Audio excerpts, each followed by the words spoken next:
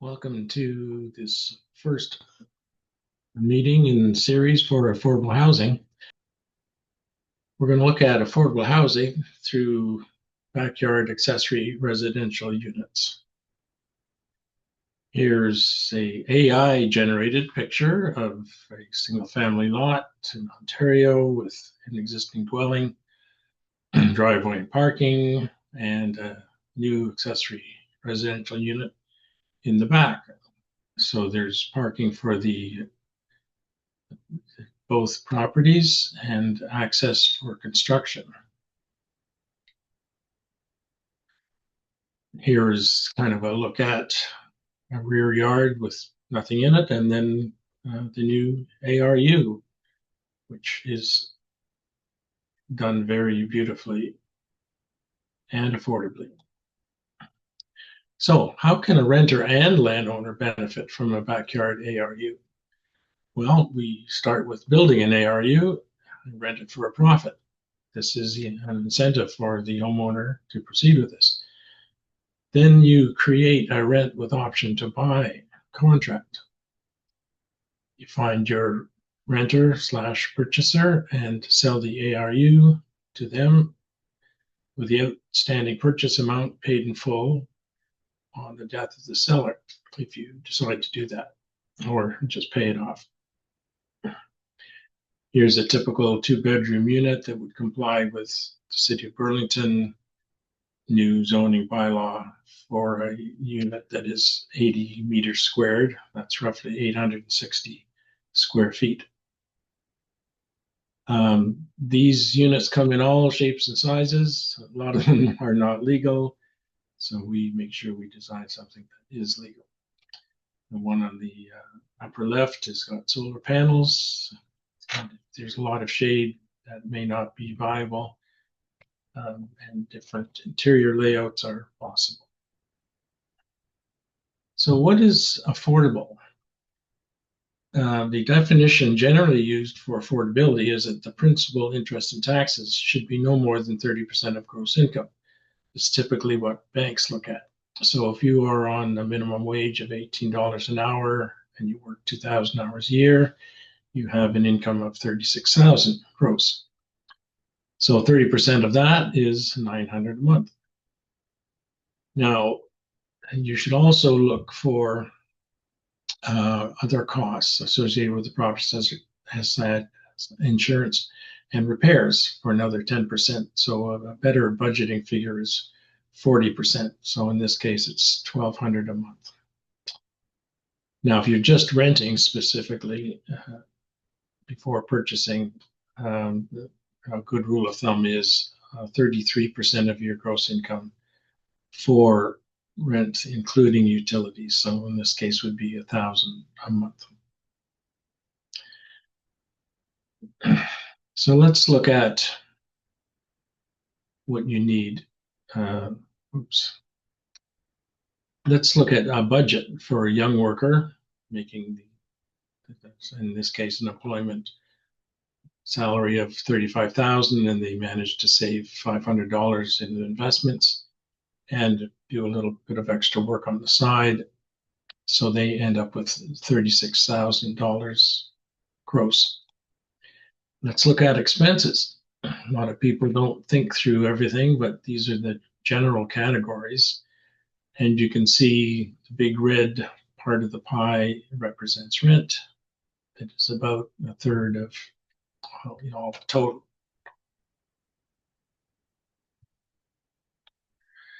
If you look at the living component of that, half of it is food, and all the other stuff that you should be able to purchase includes entertaining, clothing, your phone, camera, TV, internet, prescriptions, eye care, dental, medical, eating out, and household expenses in general.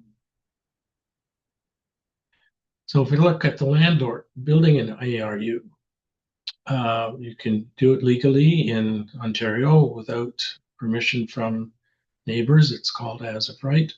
So you would go through a process where you decide on the size of the ARU and the location. You design the unit, prepare drawings, you obtain quotes for construction and hire a contractor.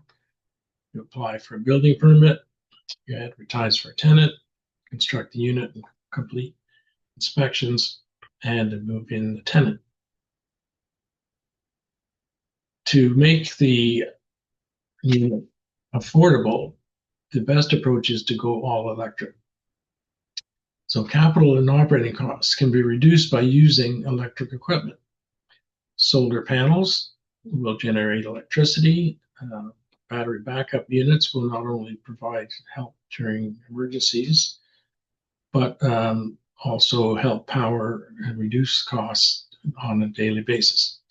Landscaping property can save money. In terms of solar, in Ontario, we have net metering that saves the cost of electricity, but you have to put up the capital cost to purchase the system, which usually means a payback of about 10 years. But before doing solar, you can select appliances that use electricity, like cooking, so air fryers and toaster ovens, instead of a big electric range and oven. And a microwave, you can look at clothes dryers and heat pumps that use much less electricity than conventional devices. So these items can cost less than conventional appliances initially when you're starting with new construction, such as our case with an ARU. So let's look at financing. If you think smart, you can avoid paying more money through getting a conventional mortgage. So let's assume we have a purchase price of $160,000. And it's a 2-bedroom, 1-bath, and no laundry because the laundry facilities of the main house are shared with the ARU. If you went with a conventional mortgage, 30 years at 5%, you pay $855 a month. But if you use a line of credit at monthly interest only payment, you would pay $533. And then when you pay off the capital, when you sell or bequeath the property to somebody else. So you should include a battery backup from your vehicle using an inverter for under $500 during power outages. A battery backup unit can use less energy on a daily basis to offset the capital cost of it. So it's not used just in emergencies. I've done this with my freezer. I've saved 33%. That's not a lot. It's $10 a year by powering the freezer with the battery backup unit, and then it automatically runs the freezer when the power goes out. So the payback of the $2,000 inverter and battery combination is faster than if I only use it for emergencies. Landscaping, if you go with drought-resistant plants and preferably no grass, you can save on your water bill. I found that one summer I was watering for 2 months, and it cost me an extra $130. So we look at operating costs of this ARU. Breaks down into utilities, 71 a month. Repairs, you should allow for that, but with a brand new unit, it probably won't happen for a while. Property taxes, we're hoping that the city will waive those. You need insurance. You have to pay for consultants such as lawyers and accountants to do book work or whatever's needed. So we'll say we're looking at 167 a month. And if you add financing of the 533, you end up with 700 a month. So the landlord can then rent this unit for 1,000, which is affordable, and deduct the expenses of 700, so that the monthly cost is, sorry, the profit is $300 a month or $3,600 a year. Now the tenant who wants to find an ARU to purchase, they can start off with a rental arrangement of $1,000 a month with the option to buy.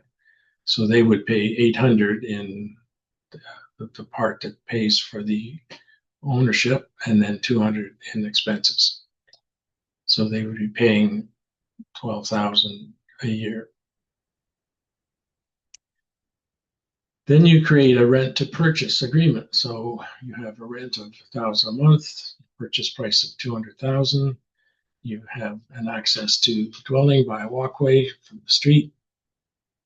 You have use of the surrounding outdoor amenity area within 10 feet of the unit walls. You have a parking space on the main driveway. Use of the main house laundry facilities during times agreed to with the main house occupants. So that's $800 plus utilities of $200 a month, or the actual cost, whichever is greater. So payments of $800 a month will go towards a purchase price for 21 years or until the death of the seller, at which time the purchase will be considered paid in full. So again, your $800 a month goes towards a purchase price of $200,000, and after 21 years, you will have paid that off and own that part of the property legally. Now, what if you are a landlord, you don't want to deal with tenants? Because what you have to deal with are rental agreements, rent collection, annual rent increase, property damage, evictions, liability, things like smoke alarm batteries, maintenance and repairs, income tax filings, miscellaneous. So we can help with that. We offer a service to look after the property for the landlord, which includes initially setting up proper rules and procedures that are agreed to at the start, detailed rental agreements outlining everything. We have a relationship with the tenants, including any training that they may wish. We can look after rent collection through bank pre-authorized payment, and we apply for annual rent applications in advance. And we do property inspections to ensure there's no damage that occurs. We also look after evictions if they are required, but we try to avoid them and by good communication. We do regular testing of alarms and security systems, and we look after maintenance and repairs on a regular schedule with a special fund appropriated for that. We do the income tax filings with proper accountants, and we give regular reporting to the landlord. If you want more information, you can get Jim's book called Housing That Works. It's an e-manual.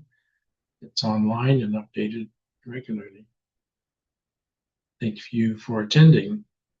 You can contact us at following locations.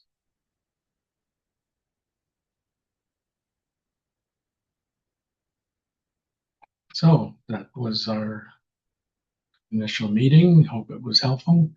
Contact us at any time to get any more information.